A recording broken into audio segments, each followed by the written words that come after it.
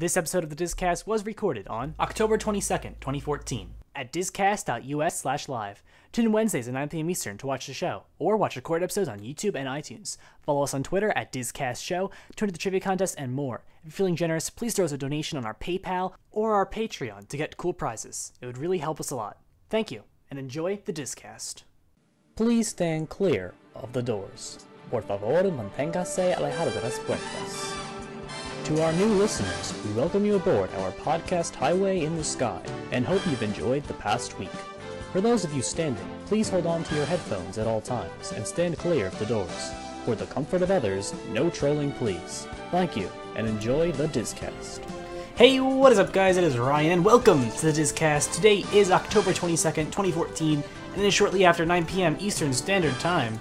And I'm here today with Spectro Radio. Say hello, Spectro. Hello, it's great to be here once again. I can't believe I'm back so fast. Yeah, I know. Darren could not be here tonight, unfortunately. He had a school meeting thing to go to, so I called a Spectro. And as always, he is happy to come on, and we're happy to have him here. I've been out on Long Island sabotaging his schedule so that he can't show up on Wednesday nights, and therefore I have to be here. There you go. So you've got like pull in his school district now. You got like people like in the Board of Education, like Spectro has the long arm of Spectro goes all over the place. I see. All right. Well, in any case, you're here. You've accomplished your task, and we're gonna have a good show. We've got some Glow with the Show expansion to talk about, even a new name. Beach Club's getting a major renovation, and we have a really interesting interview to read with Tony Baxter that has some very interesting topics talked about. And so I cannot wait to get into that. And Spectre, just in case anyone does not know what you do, why don't you explain? If you want to listen to the music of Disney parks, movies, and more any time of the day, commercial-free. People think you can't listen to commercial-free unless you pay. That's not true. Go to spectroradio.us. How to listen. You can stream it on your phone, on your desktop, all day, any day. There you go. It is fantastic. I listen to it myself. I know Pro loves it. He's in there. Yeah. So go check it out. It's definitely a good time. And so now we're going to go on to our trivia. So, last week, we asked you guys to tell us what the original name of Innoventions was, what was originally in its place when Epcot first opened. And all of our answers were people who had previously won, so we do still, there's no one who gets to be put on the new side of the trivia card of winners. Spectre, do you know what the original attraction was? Communicore. Yes, it was indeed. So there you go. Yes, no one knew that, so here we go. We have our good old trivia card of winners, which is full on the front side. It has been since the last time you were here. So what happens if someone has already gotten it right? They're out of the running? Well, if you answer it twice, you still only get one entry. So, I mean, all these people have won before. I don't put your name twice if you've won 2 times. Gotcha. Otherwise, it'd be and so this is the wall of fame, the card of fame, yes, really. The trivia card of winners, I call it. And it's never going to reset. This is it. It's in stone. Nope. It's always going to be like this. Maybe at some point, I'll need another card. I don't know. You guys, come on, fill this up as fast as you can. Let's go. We have a whole nother side to go to. And the next person's going to be the first one on that side, so it'll definitely be a good time. Now, as always, we have another trivia question for you guys to answer. If you do think you know the answer to our trivia question, do not put it in the Twitch chat. Head on over to Twitter, tag us at DisCastShow using the hashtag DisCastTrivia for your chance to be put onto the index card. And yes, Cruisy Boy, as you pointed out to Disney Chris, if you do miss an episode, they are on YouTube. I try to put them out before the weekend. That way you can listen to them during the weekend if you so choose. And yeah, that is youtube.com/DisCastShow. Subscribe, like, all that stuff, and it'll be a good time. So I hope to see you guys there throughout the week. If you have any questions, leave them some comments there. Tag us on Twitter too. It's a really even better way to talk to you and all that stuff. So yes, anyway, back to trivia. Your trivia question for this week. Now, as you guys know, Downtown Disney is getting a name change to Disney Springs. This is the second time in the shopping district's history that it's had a name change. What was its original name? And if you think you know the answer, head on over to Twitter at DisCast Show with the hashtag DisCastTrivia. There you go. Now, we go on to the exciting part of the show, the news. Yay. This is exciting. Yes. There was some pretty good news out there this week, I feel like. There was. I mean, some things weren't like, there's a lot of, just hearsay and things being talked about, as there always is. First of all, I don't have this in the actual show notes, but Luigi's Flying Tires. Have you ever been on that? No. You're not missing anything. It's so bad. My last trip to Disneyland was in the spring of 2012, just before Cars Land opened. It was like 2 months before. So I saw it, it was done. When I was on top of California Screamin', I saw them running Radiator Springs Racers as testing and stuff. When I was in the Blue Cellar, whatever it's called, Blue Sky Cellar? No? I don't know, I don't remember. I was in there, you can kind of see over the walls and see it. It looked awesome, I'd assume. But is it that bad? You know what? It's like a boring bumper cars. Like they don't really move that far or that fast, and you can't really steer it. So you kind of just like float around. It's short. It's all right, but I can see why they're taking it out. Wasn't it some like it was some popular attraction back in like the 50s and 60s? Yeah, and it was wildly popular, but it always broke down because they hadn't perfected the technology. But I was thinking it was like flying saucers or something like that. And so I was kind of intrigued by it when I went because I'm like, oh, this is kind of like an homage to the old ride. Right. I was like, that's cool that it made it back. And then I wrote it and I was like, yeah, all right. And then I was so not shocked to read this news. I was actually happy to read it. Right. Some people were talking about, like, the ride required a learning curve for you to understand what to do. Like, people were like, am I supposed to be, like, moving? What are these beach balls doing? I don't get it. And everyone was really confused. And that was apparently a problem as well. Did they add the beach balls very recently? Because I went on it about 6 weeks ago. I don't remember any beach balls. They had them in the beginning, and then they removed them. I don't know if that was a safety concern. I don't know if that was people didn't like them. I don't know. But they were. I think they were originally there on the original Flying Saucers attractions. When they brought back Luigi's Flying Tires, they're like, let's just throw the beach balls back in. And all right, little nostalgia. Yeah. Yeah. So, I guess it was a failed attraction. The question is, what's gonna be put in its place? What else is gonna? Oh, apparently people were pecking each other, according to legit. There you go. That'll do it. I wonder what is gonna be put in its place. Has there been any speculation or rumors out there? We've been hit with this news so quickly. I feel like usually it's like 3 years of something's coming and then nothing happens. So I feel like, how did no one see this? I mean, this hasn't even been rumored. Yeah, no, it just kind of came out of the blue. I don't think people thought, they're probably going to close an attraction that's been open for just over 2 years. Yeah, no one was rumoring this. I mean, I've been rumoring that Illuminations is going away for about 7 years, just trying to start that, and it won't catch on. So I can't believe that this just hit us like this. When is it going away? When is it shut down, or is it already shut down? I'm not sure, actually. That's a good question. Hold on, let me go check it out. I don't remember seeing online. Neither do I. Everyone was just complaining with the fact, or either complaining or rejoicing with the fact it was leaving. So there's people who are upset. Very few. Okay. Like in terms of basically my perception of the Disney community is people who I follow on Twitter, and it seems that like an overwhelming majority are happy. You got your few stray people who don't like it. Legit does tell us, I do have the article up right now, that says it is closing in January. So there you go. I'm reading now that it's going to be turned into Sven's Flying Sled. So that could be something different. It's going to be the same thing? No, I'm making it up. I just figured they would crowbar something in there. That would be funny, because it's in Cars Land. I know, that would be, yeah. It's like putting it in Epcot. Oh yeah, exactly the same thing. You thought it was weird putting it in Norway. Now it's in Radiator Springs. Yeah. Ha!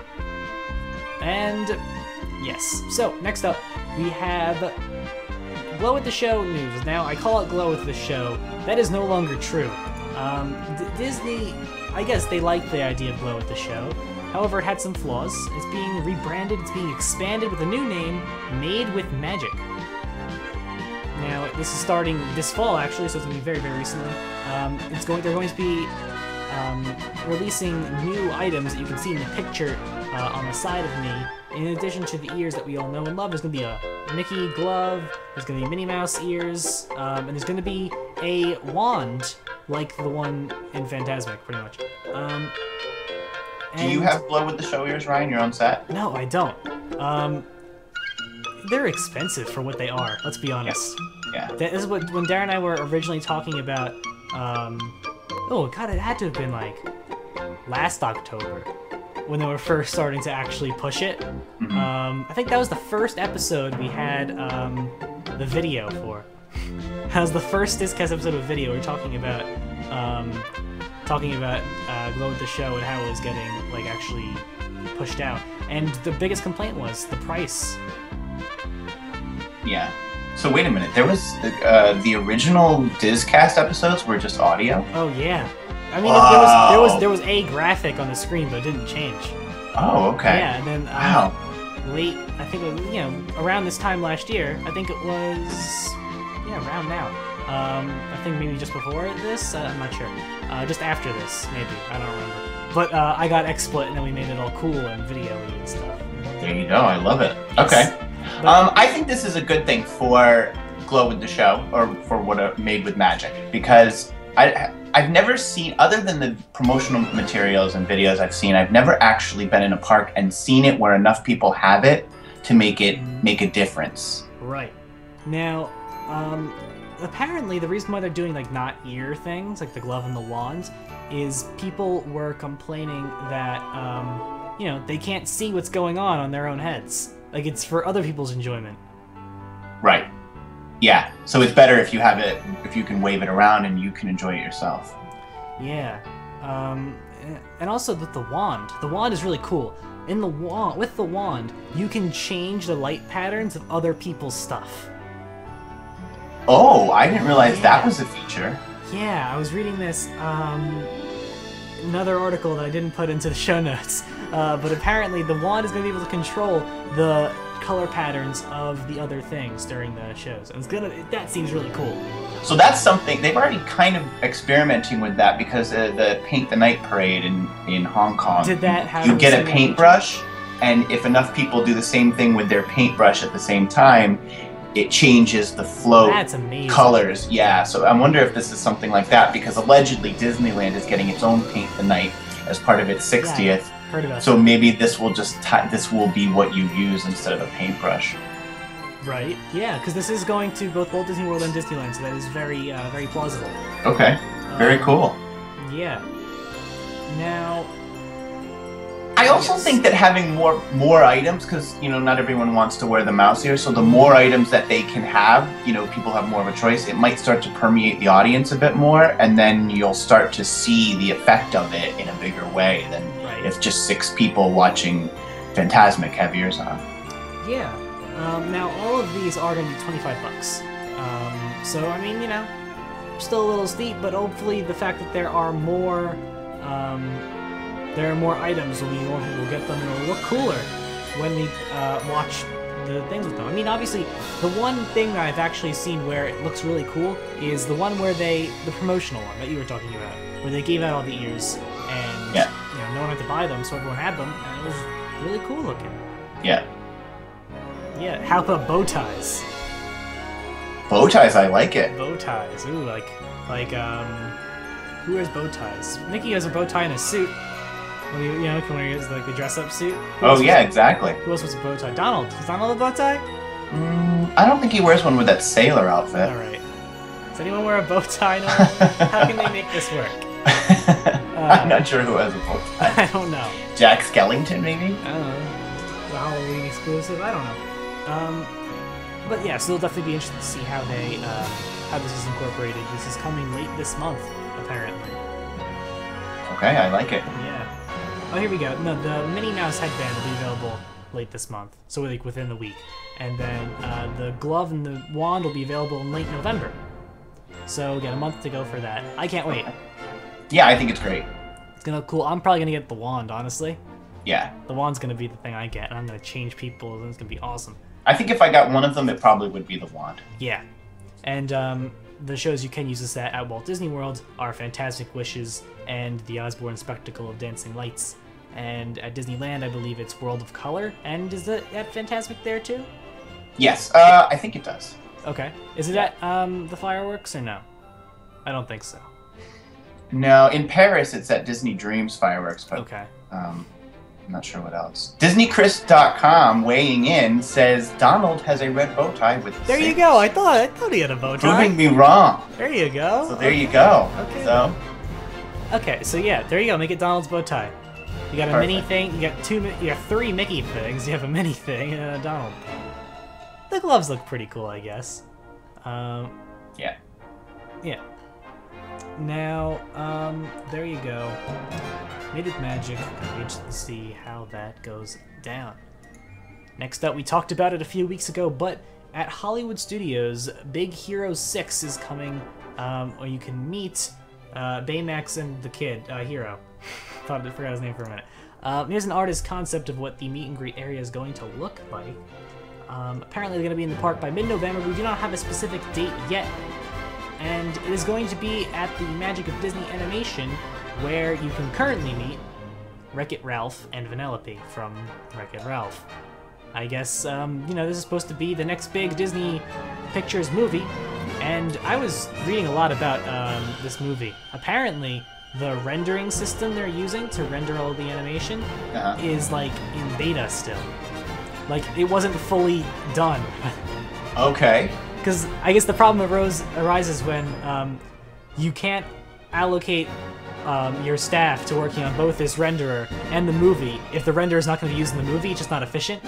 So they decided to put as much effort into the renderer as they could to get into at least a workable condition for the movie.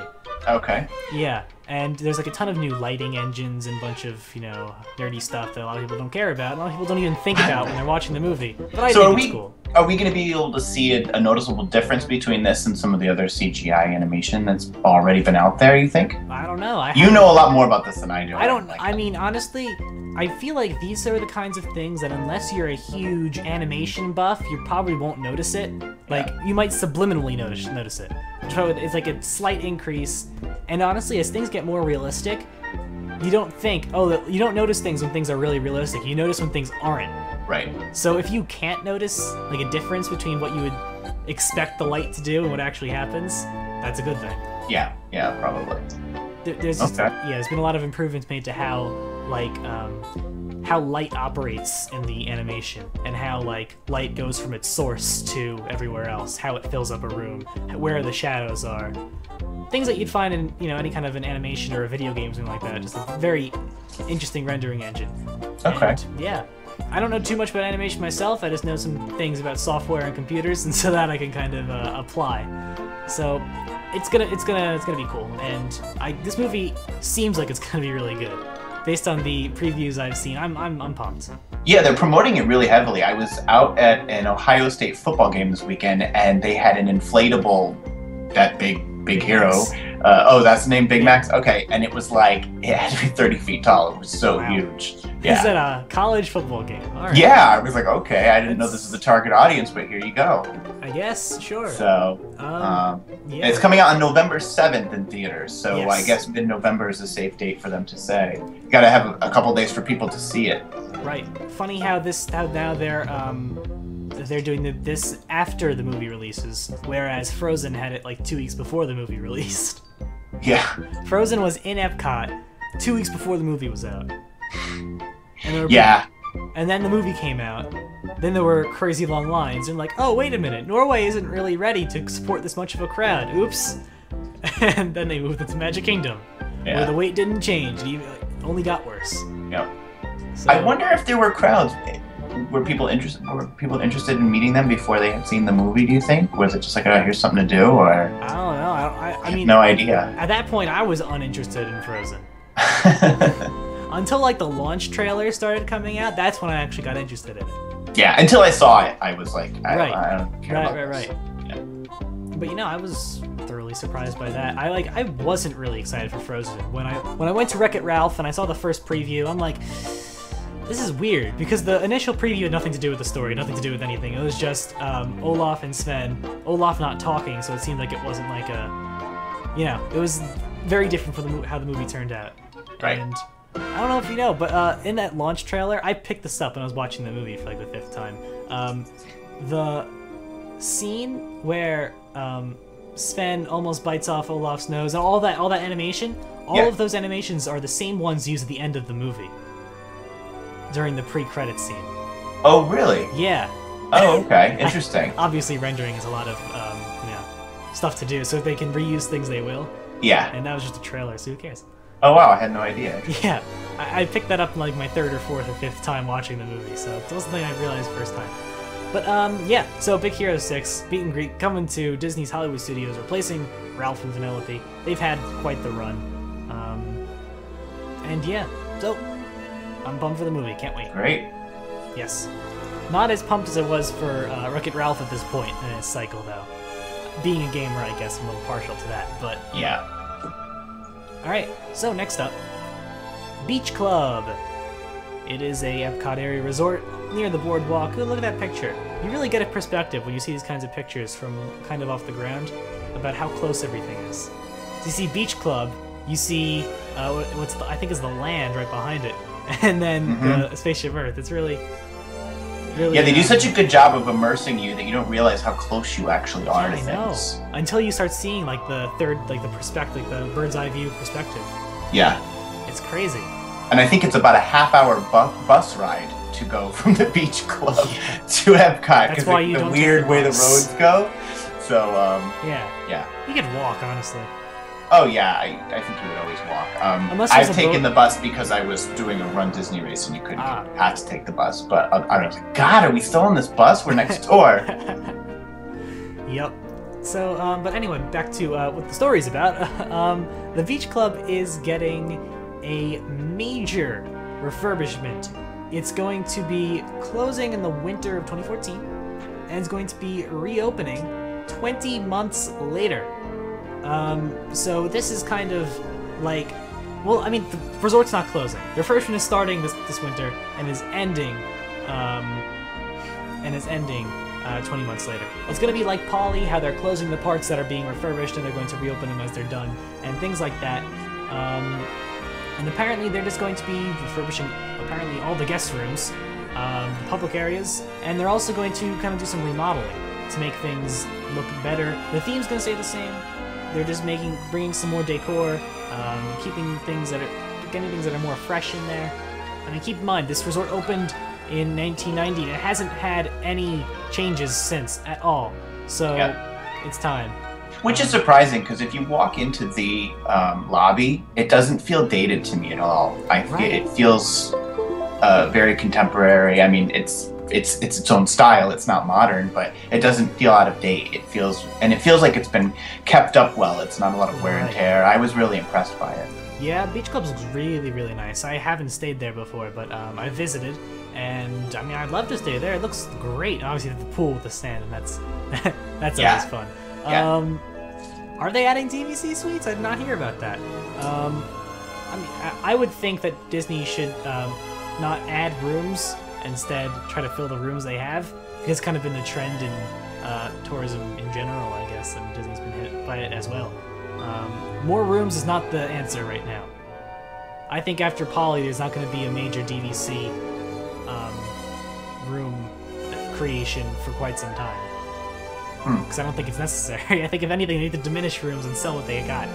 But, you know. Yeah, I wonder if they probably don't release anything about like what their capacity is of rooms versus for a while they were building them fast and furiously. So yeah, well, the problem is obviously there's higher demand. You want to increase the supply, but if you increase the supply too much, that's a problem.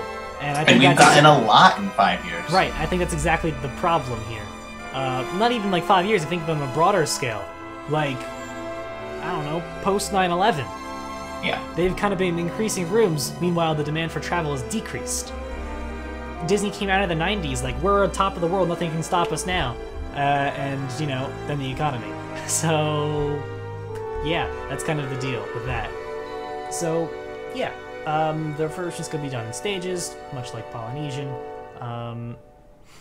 They're going to be updating the decor and all of the aspects of the resort. Very good. Always nice to see the resorts getting some love. Yeah. I mean, usually it's all the attractions getting refurbishments and stuff, which is a good segue. We're going to skip over what I just had next in the show notes. We're going to skip over because that's a good segue, and I didn't even think about that. Under the Sea, The Voyage of the Little Mermaid, or Journey of the Little Mermaid, I am sorry, is having a small month refurbishment this winter. Actually not winter, early spring. I don't know, March 7th. That is not spring yet. Never mind. Late winter refurbishment. No, sorry, I can't read actually. It's gonna be from the beginning of February to the beginning of March. Yes. And we think that it's going to be getting a lot of the lighting treatment that the California ride has, because you've been on both, right? Yes. The lighting is much better in California. I guess I haven't been on the one in Orlando recently enough to make a noticeable comparison. Right. Did you notice a difference? I did. You did, okay. And there was like a year and a half's gap between when I read one and when I read the other. I was just thinking the California one just seems better. I mean, the exterior of this is so much better, don't get me wrong. But the actual ride itself was better in California. But in my mind, the exterior of it and the awesome architecture outside made up for that. Yeah. I don't know. I didn't really notice it. I went on it in Disneyland about 6 weeks ago, and I was like, "This is great," but I didn't remember. But that's great. I mean, I was surprised to see it on the list. So I would also think that since it was built after, that they just would have given it what DL has, or did DL get it later? Mm-hmm. Seems odd. Yes, that's weird. But anyway, I guess they realized they couldn't get away with half-assing it, and they're going back. Yes. Anyway, yeah, that's all we go with this. So back on to where we were. There's been a massive closing and ending of Entertainment Acts and World Showcase, and now we're getting some more added. We had the Lumberjacks, and we talked about that, and now we're going to talk about Italian flag wavers. I'm not even going to try and pronounce this guy's name. This bandiatori is what they are called in Italy. That's the name for a flag-waving troupe. Got it. And then Di San Sepolcro, is that a place in Italy? I think that is where they hail from. All right. So, So bandiatori, you say it's pronounced? I think it's bandiatori. That's my best attempt at Italian. It's difficult. It's a tough one. Yeah. I don't know. Did you watch the video? I watched part of it. I glossed through it. I didn't watch the whole thing front to end, beginning to end, but I watched parts. It didn't seem too exciting, in my opinion. It was just, some music, some trumpets, and drums, and then people waving flags. I thought they were, and I've only seen the video. I thought they were really talented. It looks like it's very difficult. Yeah. And the thing, so this is what I think. I love it. I think it's so great. I think this is what Epcot is supposed to have. So in my life, I've probably been to Italy 15 times, and I had no idea that this existed. But I did a little research, and this Italian flag waving dates back to the Middle Ages. And it goes back to some different religious groups, guilds, armies on battlefields in Italy would all have their own banner, and they would. One thing, it's considered impure to let your banner touch the ground, kind of like what we do with our U.S. flag. But where the flag waving originates from is these on the battlefield, the different flags movements would tell the troops what to do next, the formations, and how they were going to attack. So instead of like a horn, they actually used just these flags. Right. Cool. Whereas like the British used drums or whatever. Right. So this has this long history, and over the years it's evolved into this really art form. And apparently, from what I've read online, it takes place at Italian festivals, mostly in Tuscany, but really throughout Italy. And if you're from Italy, this is something you definitely know exists. And there's different flag waving troops all over Italy, and they compete. So to me, someone who's been to Italy many times, I had to go to Epcot to learn about this. And I think that goes back to what Epcot proves, that Epcot can stay relevant in a day and age when many of us travel much more than we probably did as humans in 1982 when it opened, it can still entertain and inform and transport you. So I think it's wonderful. It's something that I would definitely stop by to watch if I saw it. So I'm super excited about it. I think it's great. I think you're really, really right about what you're saying about it actually going back to the purpose of Epcot. We were questioning that and questioning whether Epcot currently was harking back to its initial goals, initial mission, when we were talking about Frozen and its going places and how they were getting rid of off-kilter, etc., etc. And they seem to, like, you know, we saw the Lumberjacks. Those kinds of shows are apparently popular in Canada. We see this flag waving. These kinds of shows are popular in Italy, and they're even rich in Italy's history. Yeah. And its culture. So I think it is definitely a good thing that they are doing more cultural things, like the drum people in China. Yeah. Like, they're putting more things like that into World Showcase. And while I don't know if I'd sit down and watch an entire set of these guys, it's definitely something that's, you know, at least a little interesting. I don't think it looks too exciting on video, but perhaps in person it's more, you know. The other thing I'll say, though, in doing a little bit of research on this, is the ones that in Italy, the ones that you see in Italy, and the photos and the videos that I saw, they're like 50 guys strong, 50 people strong. So when you see 50 people synchronized, it's a bit more impactful, like and they're all throwing it up and catching it at the same time than 4. Right. So, but you know, it's Epcot, it's going to be a little bit minimalized, but I was like, wow, these look amazing when you look at this video of 40 to 60 people all doing it in sync. Like, that's kind of crazy. Right. So, yeah, that seems... a taste of Italy. Indeed. For us. A taste of Italy. So we'll see. I think it remains to be seen, but I'm a very big fan, and I tend to be a pessimist when it comes to Epcot, so I'm very happy. It's definitely a good thing. So, next up, Island Supply in Adventureland is unfortunately closing. Why? We don't know. It's closing October 22nd, which is today. So today is its last day in operation, and they're apparently opening a new store. I don't know what's wrong with the current one. Are they just like changing refurbishments and things? Or is it actually going to be a whole new store? Is it going to be like what's in Disneyland? With the what's it called they were talking about? Ah, I forgot what it was. I was talking about it, I think it was when Diva Disney was on. We were talking about Legends of Frontierland and how they're doing you know, like pseudo that's what I'm looking for. Like pseudo quest type things, and they were kind of doing a similar thing in Adventureland. I wonder if that's what it's going to be. I have no idea. I can't even place where this store is.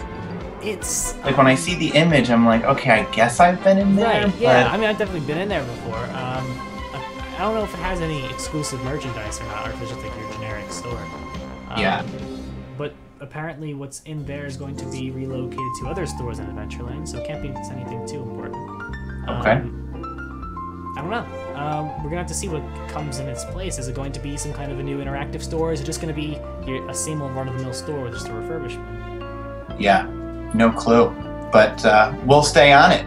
Yeah, we definitely will. I mean, did it say new retail store? It doesn't say, like, you know, it's closing for renovation. It says new retail store. I think you should start a rumor and start it here, see if and I then can get it see out how there. far around the web it goes. See All if right. it's on the forums at WDW Magic, Yes. if it makes it over to Mike's chat. See if you can get it going. Let's see if we can do that. So everyone, start spreading that the Adventureland Trading Company is coming to Walt Disney World in the place of Island Supply Company. Yes. All right, do that. everyone start spreading that. You have your mission. Yes, Jessica, Cruzy, Awesome, Disney Chris, all of you, go. Go wreak havoc on the Disney community and watch Yes. Twitter go burning. Yes, let's see how far we can get my rumor to go. And if you see my rumor mentioned anywhere, let me know on Twitter. What else can we get them to do? New tiki bar. Well, no, it's a retail store, so it's not going to be a new tiki bar. So yes, there you go. And if you have any more ideas for rumors you want us to spread, tell us on Twitter. All right. So now we get to read an interview that Theme Park Insider conducted with Tony Baxter. I'm going to be reading it and stopping a little bit to... What's that supposed to mean, Awesome Geek? What's you could use my hub login? Does that mean that you know what's going on? Am I right? Tell us. Anyway, so here we go. In 30 seconds, tell us. Yes. So anyway, we're going to be talking Tony Baxter. What's been going on?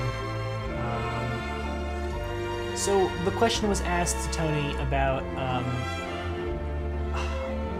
IP. If you don't know IP is, it's intellectual property. And the question was asked about intellectual property, what the deal is with intellectual property-oriented attractions, and whether Disney is all about doing IP-oriented things or doing unique things like Big Thunder or Pirates or things like that. And here's Tony's defense of the whole "stop milking franchises like Frozen" thing. That's pretty much what it is. Right. And here we go. Tony, I think the misconception is that Disneyland was a melange of things that were IP-oriented and other things that were not. A lot of people say to me, I'm getting tired of all these attractions based on IP like Star Wars or Indiana Jones or Cars Land. Why don't you do an attraction like Big Thunder that doesn't have any IP? Who does this sound like? Anyone on Twitter that you know? Alright, anyway. So, Walt was a genius at cross-promotion. There wasn't a single thing about Disneyland that wasn't embedded in the public mind one way or another. At the obvious end, you had feature films like Peter Pan and whatnot. The less obvious things were the nature movies that made up The Living Desert, The African Lion, and the whatnot. And then, obviously, Davy Crockett and Zorro and everything that infused Frontierland. The one area he said, I don't have anything for this, was Tomorrowland. And they went to work creating a series with Ward Kimball and Werner von Braun that were so exceptional that 40 years later they were released on DVD with Leonard Maltin hosting. All that because those who grew up with it, their lives were changed. President Eisenhower even got them shown to Congress because they were so effective in turning the public's opinion about space and making it, again, relevant and character-driven. So what he's saying is, not only can Disney use existing IP to create attractions, but they can create IP and then make it influential in the public mind. Look at Pirates of the Caribbean, or what he's talking about, the Tomorrowland stuff from original Disneyland. And now Walt had the luxury and the tools to be the benevolent dictator that he was. That's the first time I've heard him called a benevolent dictator before. Yeah. And say, if we're opening this ride and it doesn't have any IP, I'm going to literally spend 2 hours on television with it. So attractions like Pirates and Haunted Mansion, you can argue on one side there was no existing IP, or on the other hand, you can say how many people watched the Sunday night TV show versus saw a movie that year. I would argue that probably more people saw the Sunday night show where Walt took us through the Pirates model and showed us the figures. So he's saying that, although the IP didn't previously exist, Walt made it seem like it existed by embedding it in the public mind. Because of the build-up that he did, like how he had that show every Sunday night to get us excited about whatever was coming, so he could make the story. Could you imagine if they do that? If they did that still? I wish that they would do this. Like, I mean, this is my... I think the thing was they didn't have competition back then. Now they have competition. If you do a public thing where you just kind of tell everyone what's up, that's kind of saying, hey, Universal, what's up? Come take our ideas. Well, but we do know, I mean, we knew what the details of Shanghai Disneyland were going to be. They had the whole computer model, Disney parks. They release all that stuff. We know what's coming. I mean, you had the CGI ride-through released by Disney Parks of the Mine Train before it ever opened. Yes, I wish they did more things like that, the whole CGI ride-throughs. Also, obviously, I'm one of the people who say, hey, all these 3D models exist. Give us a video game where we can walk through it. Exactly. But, anyway, it would be cool if they did do those shows still. It would be really cool. I would watch that every single week, honestly. Anyway, I think the extreme was the Haunted Mansion, where not only had it been talked about for probably 5 years on television, but when it opened, because of that, we had the highest attendance in Disneyland's history in 1969. It was 89,000 people in Disneyland that Saturday when it opened. That was because he had done such a good job of getting our palates wet to see it, and teased us with all the things we would see inside of it. And he goes on talking about that some more. And then Robert from Theme Park Insider asks him, says, that's a classic example of how a park can become its own IP. You can launch a movie franchise off of an IP. And then it can also be culturally significant, such as Mystic Manor in Hong Kong, which pulls IP from Disney Sea and then connects it with Chinese mythology to create something that really connects with people. And, you know, that's pretty cool, right? I mean, like, they can actually take something that doesn't have IP. They can use existing theme park IP and then infuse it with real-world things to make it something that's actually relatable and actually create a storyline behind it. And, yeah. And Tony said, I don't think we're as aggressive on this as we could be, but between the fans and what we do now online, you look at the number of impressions about something, as we as fans wouldn't even have the ability to know about Mystic Manor if we rewound the clock 20 years ago. You hear, I think Disney did some sort of thing, and there's one picture of it in the paper last week, and that's it. Now we've all virtually written it. Right, we're definitely more interconnected, and there's podcasts and Twitter and bloggers, like, any piece of information, we're all over it. And but I would say, you know, he talks about like how it's rare that they can come up with a park can come up with IP. I mean, a perfect example of some IP that became something was Maelstrom, and now we're overlaying it with pre-made IP. Yeah, so. And I mean, Tony does say I think the worst type of IP attraction is where you slap a name on something that's totally generic. I won't say any other parks by name, but they'll go out of their way to buy the rights, and it's basically a billboard out in front of something they've bought from a steel vendor. To me, that doesn't do anything. It's got to deliver the emotional expectations if you're labeling it with an IP. Right. So, I mean, he's probably referring... What's he talking about? I think he's probably talking about, like, Superman roller coaster or Spider-Man, like those things that are, or like the Hulk at Islands... Is that Islands of Adventure? So like pre-Harry Potter Universal and things like Six Flags.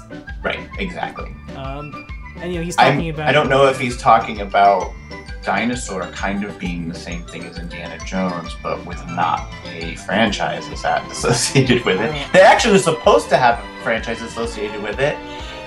It was supposed to be about the movie Dinosaur that came out around that time. Oh, yeah. That's that movie that no one knows anything about because Jurassic Park's better. Yeah, exactly. Yeah. Now, okay. Here's the crux of the interview. Robert says, we've talked about threads and making connections with people. What are some of the threads out there that in the theme park business that you hope the next generation that you've been bringing along will develop in the future? And instead of answering the question, Tony says, well, the biggest misstep, well, we've got to be careful how we say this one. I won't say a word, but it looks a lot like this. And then in brackets, Robert says, at this point, Tony goes to his desk and picks up a large booklet labeled Walt Disney Imagineering, Harry Potter Plans. Yes, you heard that right. With an illustration of a Hogsmeade-like land in the front. I showed the greatest restraint of my professional life and not lunging across the table to grab the plans from his grasp.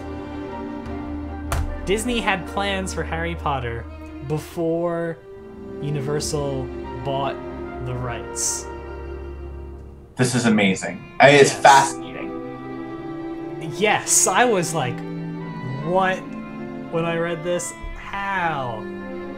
But I mean, neither Universal nor Disney owned the rights to it because this was fair game. It was Warner Brothers. In fact, he goes on to say, he's talking about how it's great if IP is created for you and it's a very intricate universe, such as the Harry Potter universe.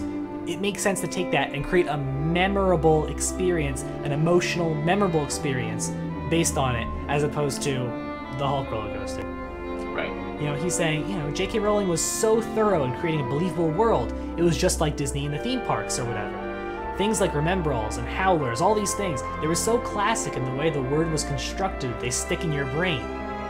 And then he commends Universal. He says, what I saw was that not only did Universal take advantage of that, it was IP that was owned by Warner Brothers and J.K. Rowling, so they had to go out on a limb to procure it. In the end, what they've done is link that park with one of the major demographics that go to theme parks today. We all have to stand back and take note. Talking about, you know, Disney and all the other theme parks out there. They're like, wow, you know, that could have been us. And it's not. Right.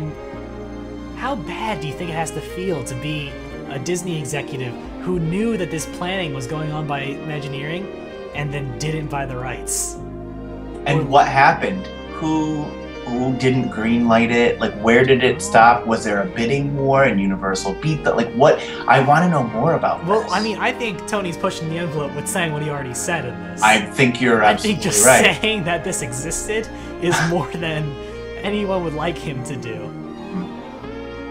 Yeah. Well, I mean, they probably can come up with anything. Oh, apparently Disney Chris said that they put too many restrictions on it, and Rolling was turned off by that. Oh, okay. So maybe they actually did approach them.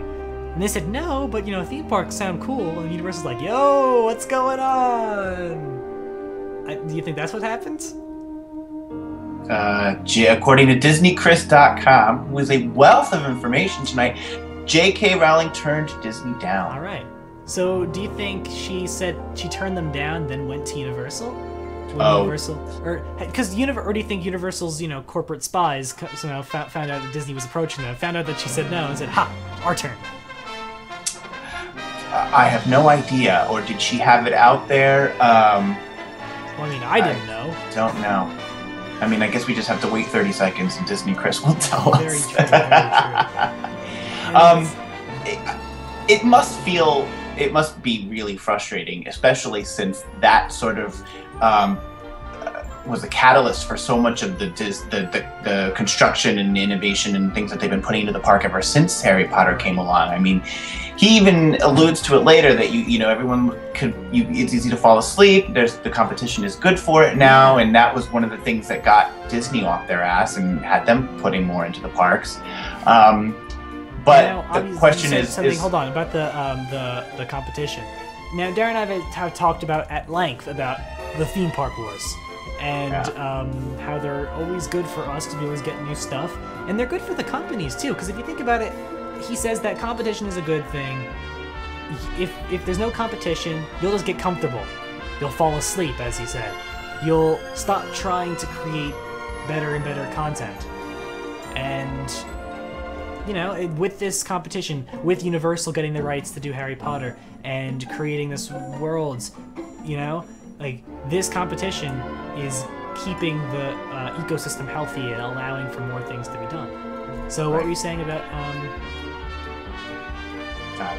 I'm sorry. But I will say that as I guess Disney Chris is saying that they promised, JK was approached by Universal and they promised to do it the way she wanted.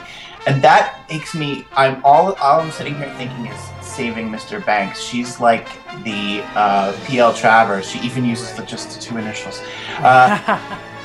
And it's different because Walt kind of controlled Mary Poppins, and Universal kind of said, "We'll do it how you want it." I think that must be a Disney thing that they. Disney likes to have control. Disney likes things being done their way. If right. Things can't be done their way, they don't want any part in it. Well, and to be honest, I think that was to the benefit of Mary Poppins, but we'll never know if Disney would have done better. If they would have done it better. I mean, in the end, if you're J.K. Rowling, you created this world. I think it's your property. You deserve to see it the way you want it. If this is the way she wanted it, then, I mean, right? Isn't that better? For her, maybe. From a creative point of view, do you think Disney, like, how different would Disney have made it? Like, how different would it be? I don't know, but when I've been to it, and I still felt that it lacked something. Like, I think it's wonderful, but I felt it just wasn't Disney. Like, there was something missing, and I don't know. And I think that something is what Disney always manages to do, and I can't be more specific than that. It's just a feeling. Right. Oh, hey, Darren. Does Darren want in on the conversation? No, I haven't seen him yet. He's here. Darren, if you want me to add you, I'll add you. Just let me know. For the last few minutes, so we're just going to briefly discuss. You know, Tony was saying how there are smaller parks that actually still do the telling stories thing quite well. He's talking about a park in Holland called Efteling, which is a small budgeted park, and it's very, very you know, similar to Disney in that they tell stories. They try to, I guess, create IP in a sense. I think Darren's a bit also. We'll have him in a second.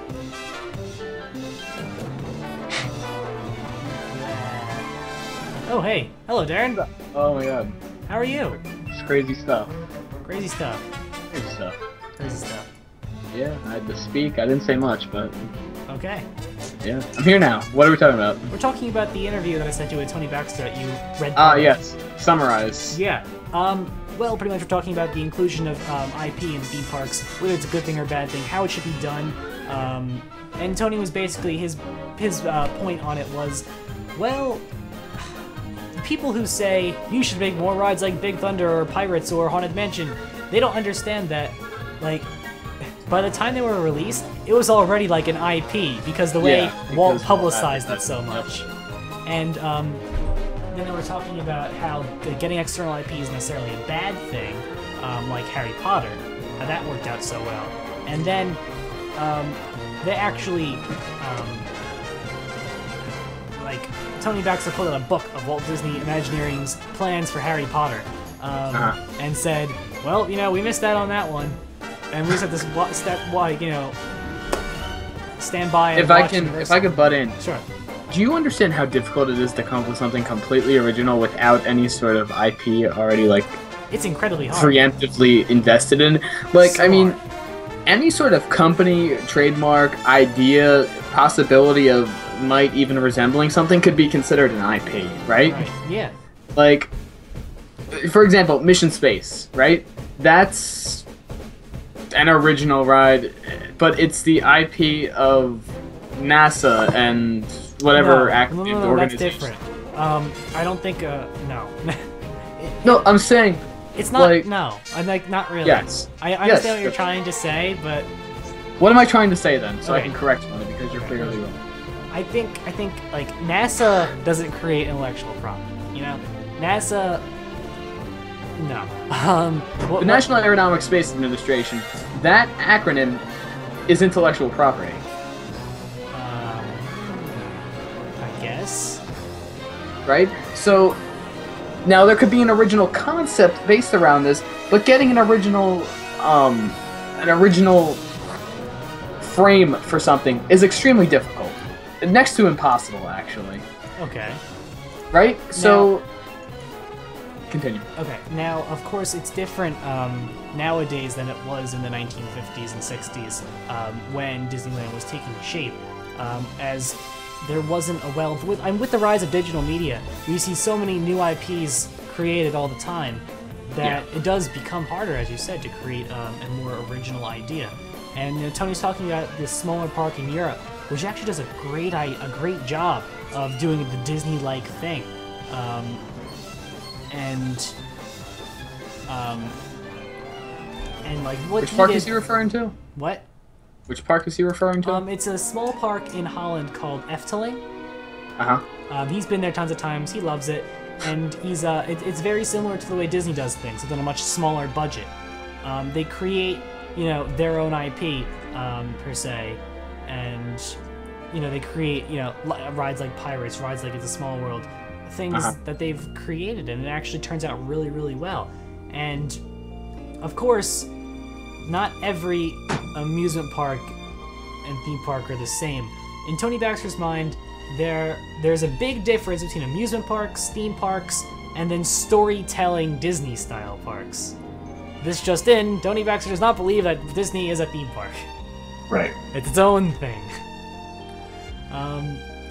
Now...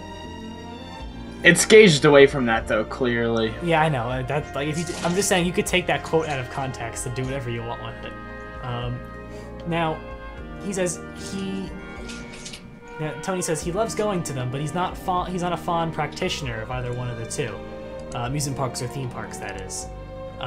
For him, it's how do you find these stories that move instead of just a linear thing.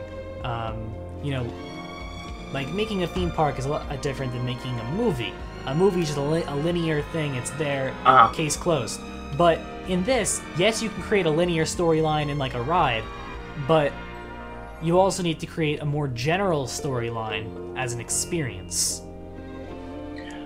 Yeah, I like how one of the quotes in there says that the dialogue in Pirates of the Caribbean doesn't really matter that much because every single time you ride it, you're going to hear a different piece of it because you're really forming your own story and those little bits, and so you need to ride it 20, 30 times to be like us and know the whole thing. Right. And this just Whereas like Little Mermaid ride, you're just going through.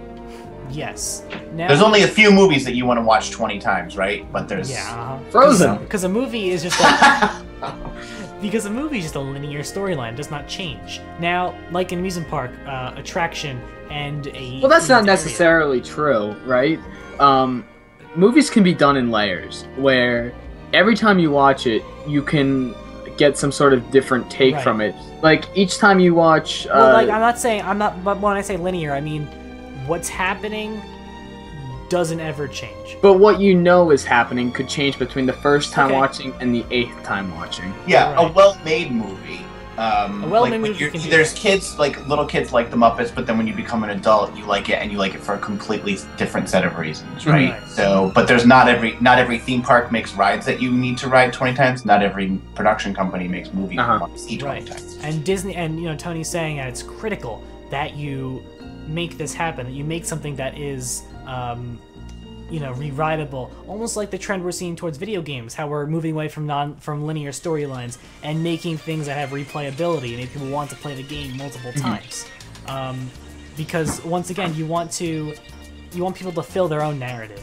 That's what Robert says. Robert just kind of sums up what he was saying and says, you're creating an environment in which people can fill their own narrative. And Tony says, this is critical. Now, the thing about that is, let's go back 60, 70 years or whatever, to the time when Disneyland was a fledgling little project, and the attention spans of people were much longer, where people were willing to sit down through this really well-developed story. Where we're at now is, unless you're a child, you just want to ride a ride, right? Like, for example, Seven Dwarfs Mine Train. Like, there's a ride with a story. The story could be debated. Disney Imagineers said that there's a story. I don't know. But the biggest thing that people come off that ride saying is it's too short and it's not exciting enough. We don't live in the Disney storytelling ride era anymore. We live in the people want to ride, And it's really unfortunate, because I think it kind of diminishes from the art form that created. Now, this extends from Disney.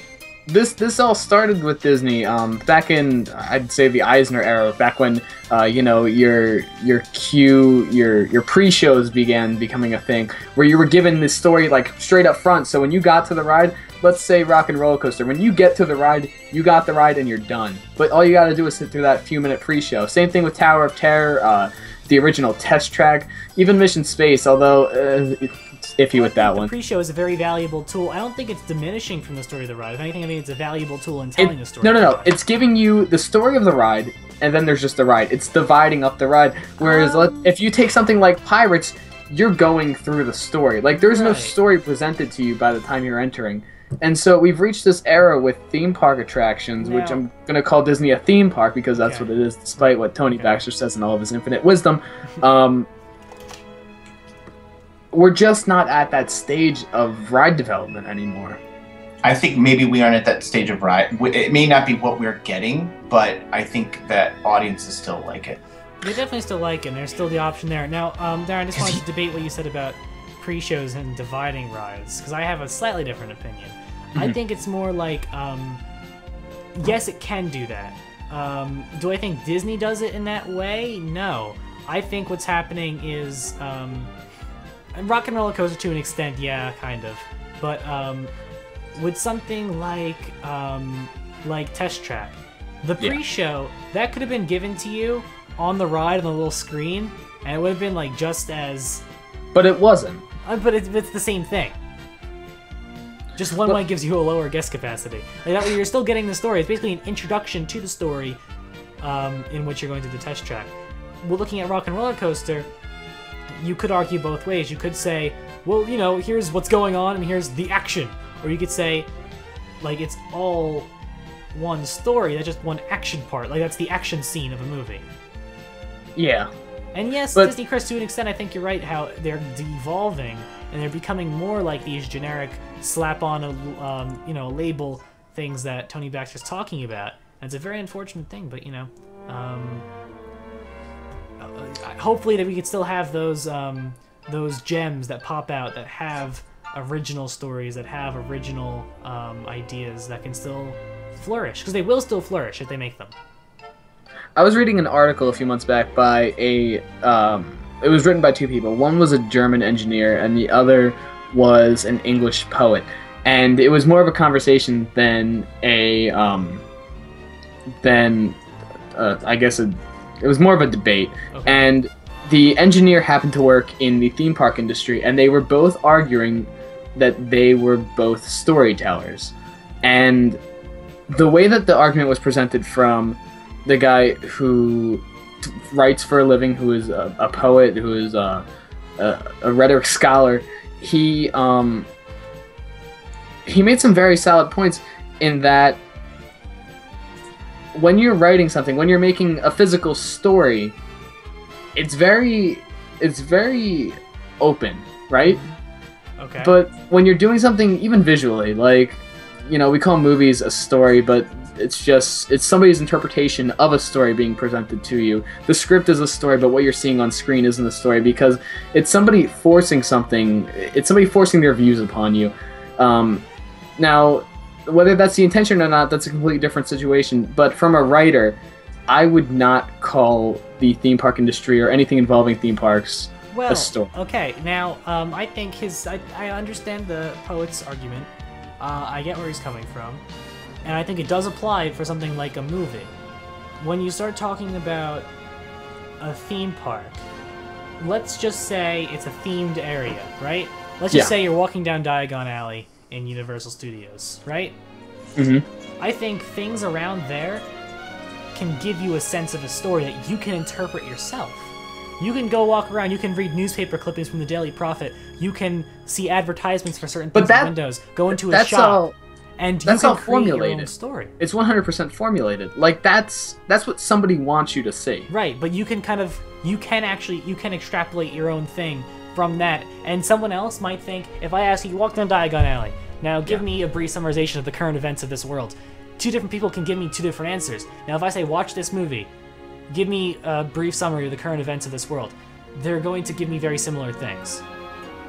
So I do think it is a much more open thing once you get something that is interactive as opposed to visual. There's written, which is open, very open. Then you have visual things, but some visual things are interactive, like a theme park experience or a video game. And then some things are more linear, like a movie. And that's my opinion on it. And it is after 10 o'clock, so maybe we should start wrapping it up. Any closing remarks, Spectro? No, I think that's it. I'm so excited about the flag waving. You heard it here. Yeah, there you go. And also, guys, start spreading my rumor. Start spreading the rumors. Spreading my rumor, guys. Darren, if anyone asks... the new act in Italy, okay. Yeah, Darren, if anyone asks the Island Supply Store in Adventureland, the rumor is that it's going to be changing into the Adventureland trading company they had in Disneyland. The interactive thing with quests, right? That's my rumor. You should start spreading that now. I'll get a post up on WDW Magic saying a very reliable Disney reliable Disney Plus source. I want to see how far this goes. Let's go. All right, everyone. Darren, want to give him the... Thank us for watching. We shall see you all next time. We shall see you all next time. Good night, everyone. Good night. Thank you.